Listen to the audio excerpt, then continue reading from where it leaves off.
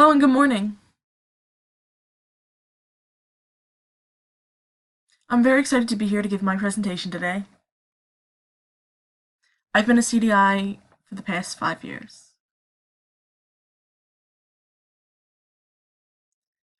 What you need to know is that my family is rife with interpreters. So you could say that interpreting is in my blood. It was very easy that I fell into that path. Hello, my name is Lily, and I'm deaf, and I'm from a deaf family. So I'm just going to explain some different cultural things to you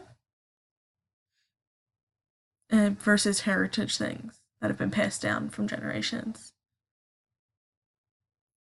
Cultures and communities is where they share the same language and they cherish the same kind of things.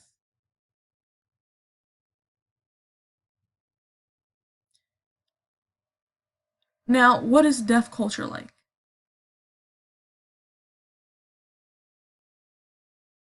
Culture can have very many varieties. You're born and you don't have access to information. Your parents would have still some of the culture group. This means who grow up expressing and passing down generation through the family. For example, colders, who are children of deaf adults,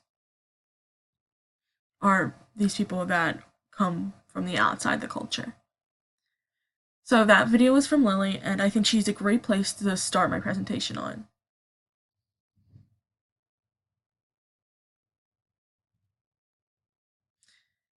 Her video just has really good ideas that are great for my presentation. When I was 20, I was very curious to go out of the country, and I started going to Spanish countries. 7 different countries in Central America. I spent 4 months traveling when I was 20.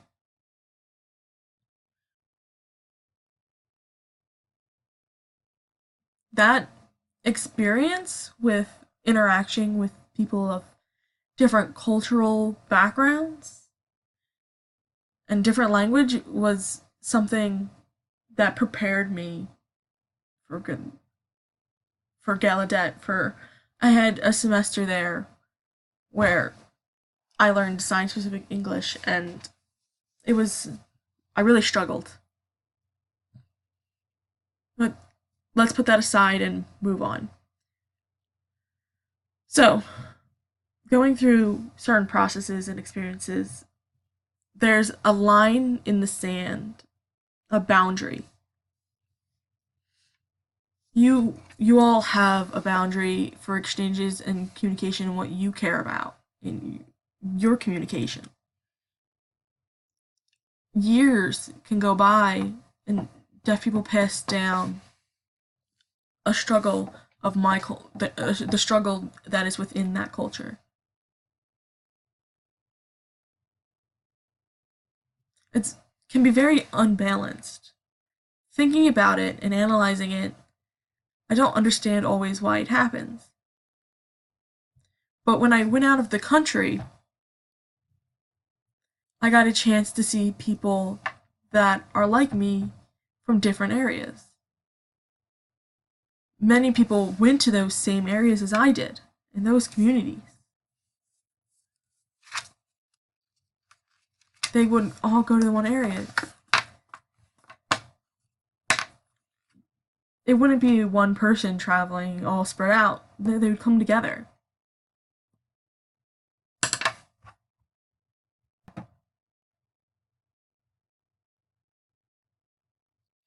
So, how does a guest in a community affect that community? I think it's a very important thing that you have to keep in mind. I don't want to make any of you feel like I'm attacking you or feel like I'm trying to make you disconnect from the culture. You're all very important. I'm thankful that you're all here and you're just a very important part of this community. But that doesn't mean that we don't have to think about the impact that guests can have on cultures. You have to just step back and twist your point of view a little bit, and that's just my hopes what this presentation will do for you. So let's look at the slides.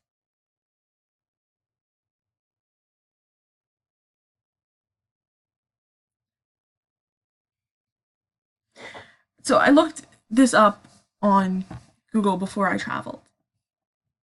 I'm going to a new country, a new language. I wanted to be prepared. What's the same as me, what's different? So I used the internet to look this up. So I was going to Bali, and there was a few things, a few explanations before I went that were important, that were involved. The first most important thing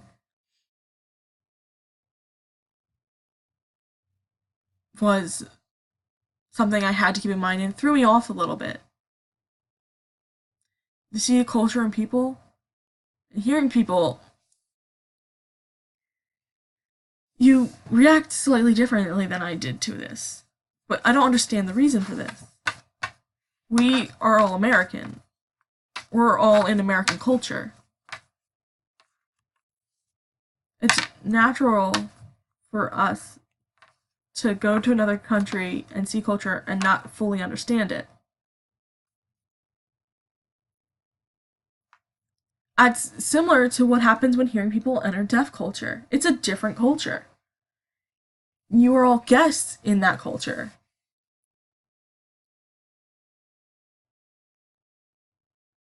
So this concept stuck with me when I went out of the country to other country to visit the Central American countries. And I've applied the thoughts that I've had from that experience to my daily life here in America. Let's look at the next slide.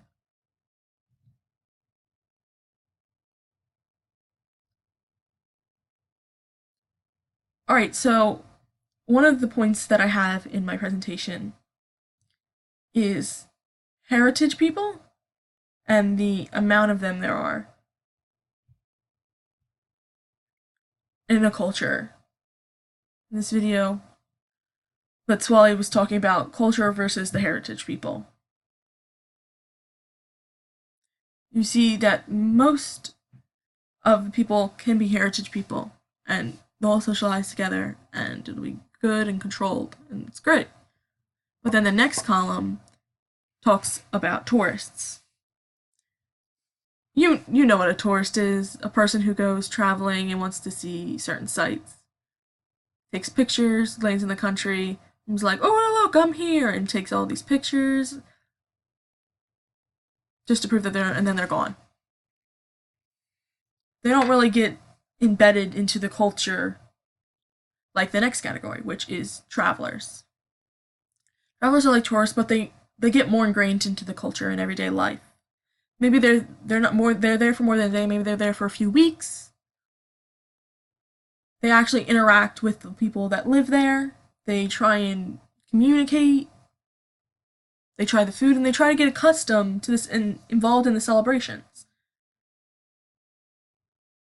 Travelers is what I can connect really well to the deaf culture.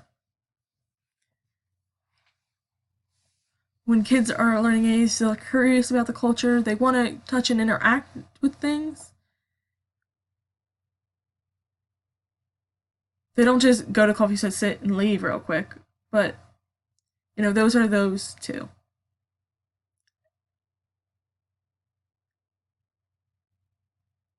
Travelers get involved in the culture. They take up a class, they get more in depth, they meet a deaf person, they try to chat, they sign abundantly slowly because they're learning, and they try to improve their skills so that they can communicate with other deaf people. They try to fall into the culture.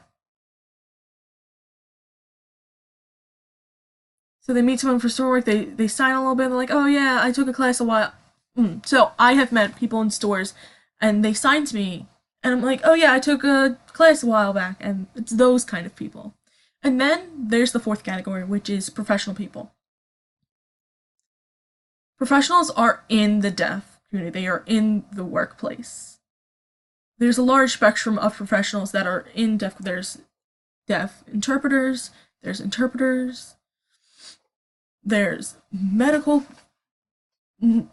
field, there's so many things that are involved. There's VRS, there's so many ways you can be a professional in the deaf community. People who are involved in deaf culture are working for equality. That the professionals have a certain power level. So you go to a different country and you see something and you're imagining just applying deaf culture to it. In that culture, how does the culture work? How does the interpreter take care of all this?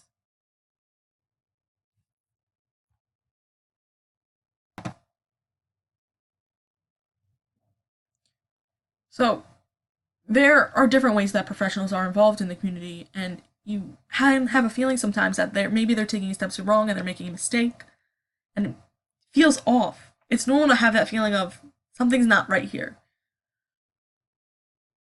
But it's an American thing. This is our country. They're both kind of on the same culture line, but it's still a different culture. So I want to get back to my point of changing your mindset. So you have to understand that there's a certain way you need to change your mindset, and that is to change your mindset to the way a traveler thinks. You have to take a traveler mindset and make it your own. Professional people need to fall into the traveler mindset. They need to not try and get ahead of the culture, but to get behind it and support that culture. It's important for us to have that support from the professionals. That they're not taking too high of a leadership role and that they're just supporting the culture that they care about. There's a number of people that struggle inside the country to continue this mindset, that feel flimsy and that it's insignificant and they have to do more. But all of these people taking control and flipping the culture on its head is not good. It's not how the culture strives. So I want to look back at my earlier slide.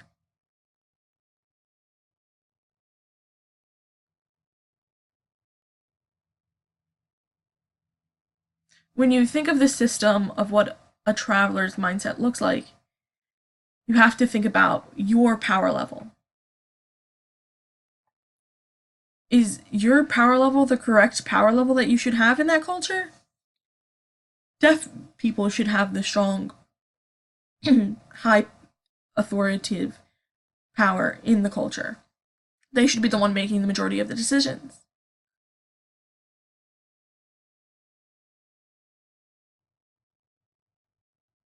You should be giving power to deaf people, not taking it. Many interpreting agencies for me for work, oh, you're a CDI. They tell me that just because I'm a CDI means I can't get full-time work. People that matches me. That is just gut-wrenching.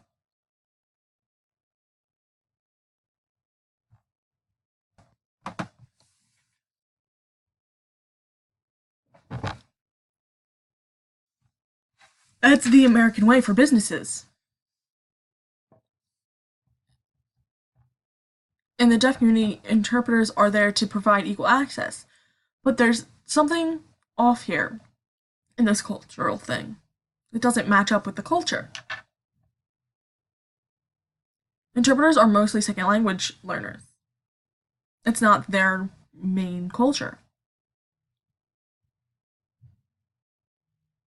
So I want you to imagine going to a different country. And you decide to interact with that culture. And you just struggle to communicate with them. What is the reason for that?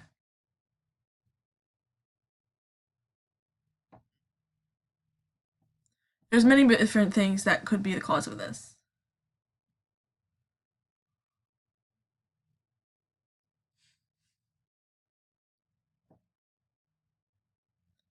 So, imagine a woman coming up and having not a great signing skill, like it's okay, but there's an interpreter, and the interpreter is talking about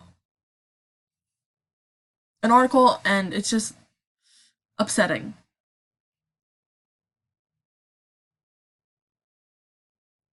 Why was uh why was the position of a CDI established in the first place? Because a CDI is a person who has a very well control over deaf culture. Many people don't realize this. But what do we do going forward to fix things? What are the hopes we can have in twisting the mindset to traveler instead of just professional? We have to look at our system in this country and we have to adjust it.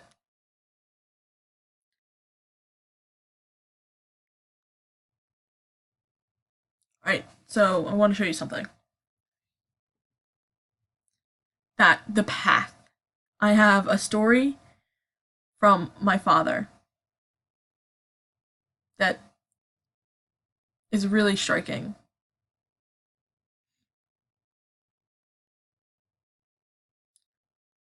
So let me get into the story. When I was 14 years old, I was going to school. I went to a school for the deaf. At the time, it was required that the lessons be oral, which means I wasn't allowed to sign, which was very frustrating.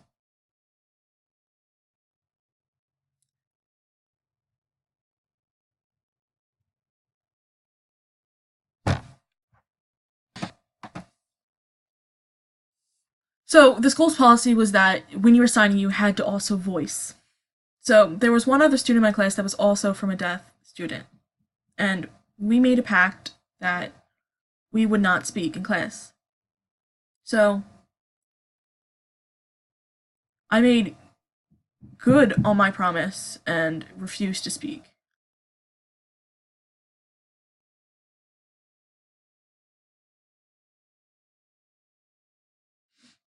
So yeah, we made a decision that we weren't going to speak, and that's what I set my mind to doing. So the next day, I held to my promise, and I didn't voice. And every day I didn't voice, my teacher gave me an F. 7 days in a row. 7 days, I got an F every single day from my teacher. And on the seventh day, my teacher just blew a gasket and kicked me out of class. She couldn't stand my resistance, so she sent me out of class. So this is, for me and my personally, I knew I had to go straight to the top. I didn't have time to go through all these levels. So I decided that I wasn't going to stop anywhere. I was going straight to the top. I went to the superintendent's office.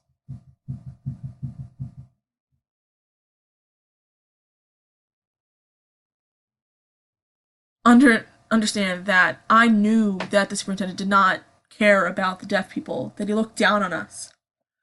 But I went to him and I brought up what was happening and I explained my situation to him about getting all these Fs for 7 days in a row for not voicing. And the superintendent flat out told me that that was the policy. I responded that I wanted to see it in the handbook. So he went out and got the handbook and couldn't find a policy. So I'm just watching him. And then he brings up this one little part, which he thinks will convince me, even though it doesn't actually say what it is. The actual thing it says is that whatever communication is necessary is the policy. It doesn't require you to voice while you sign. And I inform him of this error, and he is not happy. He kicks me right on out of his office. That situation is the first time that I could see systematic oppression right before my eyes, plain to see.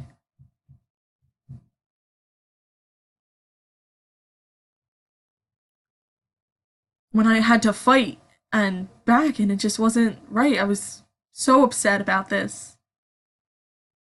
Point is, at this point in my life, I had very much faced systematic oppression throughout my education by being forced to communicate with teachers who didn't speak my first language. But after this, I was shortly drawn into a meeting. And from there, my experience did not improve. My dad came into the meeting with my school, and it wasn't very much a pretty picture.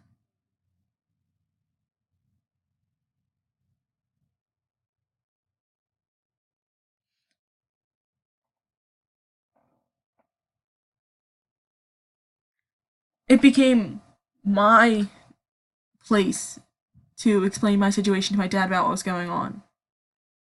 My dad blew it at the school.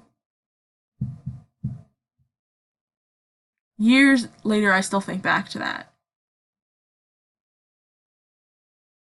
It was a very powerful minute.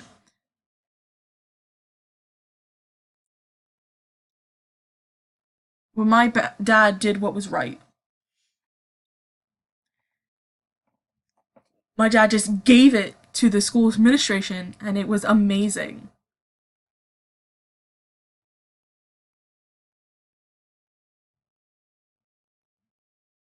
Going forward, I didn't have to voice. Now, English mouthing was still required on my mouth, but I didn't have to voice. I was like, yeah, accept, accept.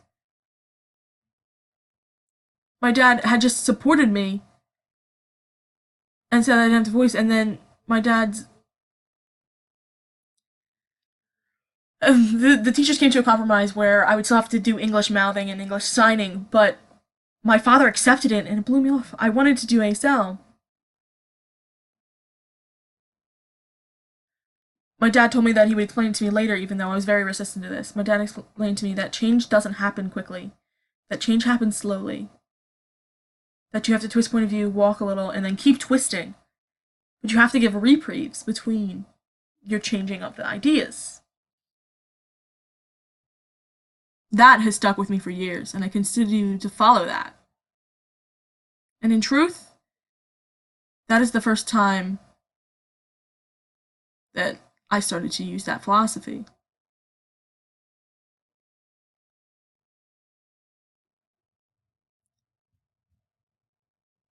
I've been thinking about how to improve the system and slowly but surely fight for my rights, but every time you move towards it, you move a step forward, the starting line moves back. One step forward, two steps back. So, in truth, I don't know how I feel about that philosophy anymore.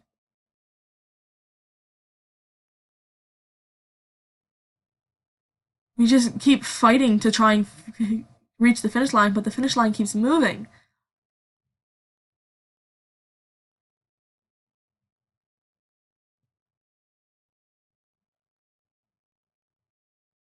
So this is what's very important. Again, I don't mean that this is it's too bad of a struggle, but I think we can all support each other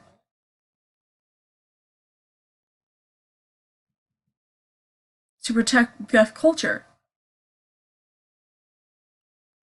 So I told you that at the beginning of this that I've been certified for 5 years.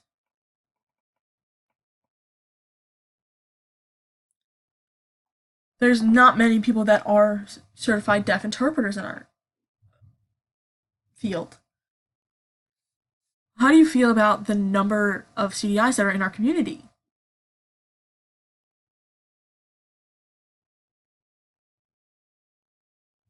How many do you see?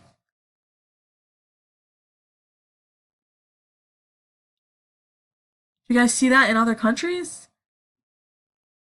How are we so far behind?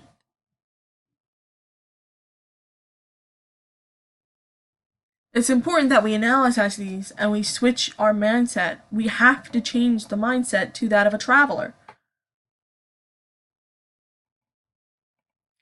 Changing the mindset will correct things.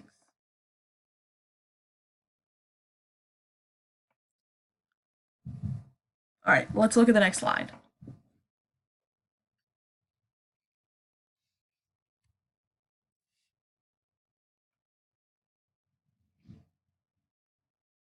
So I'm going to talk about this funny sentence. For the love of fudge, or is it? Do you all like chocolate? Chocolate's great. So, fudge. Do you all like fudge? Not everyone likes fudge.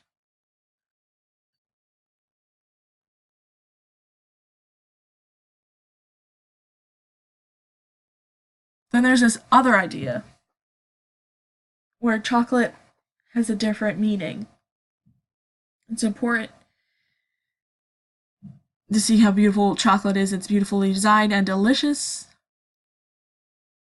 In culture, you're like, chocolate.